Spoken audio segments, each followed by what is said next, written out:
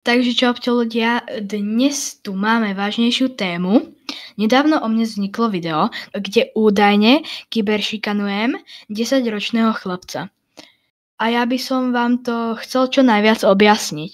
Takže ako prvé tu máme kopírovanie.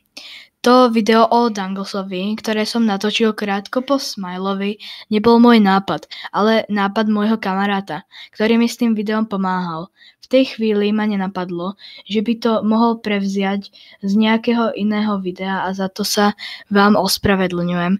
Každopádne som dané video odstránil a kanál nemám monetizovaný, takže si myslím, že ho to nemuselo poškodiť. Natoľko. Navyše, video s Riderom, ktoré natočil krátko po mne, mu extrémne vybuchlo.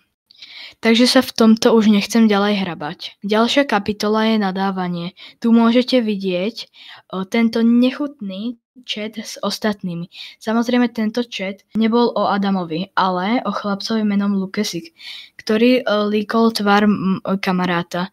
No a v tejto časti, ako som údajne povedal, že keď na mňa urobí distrack, tak na neho zavolám mamu.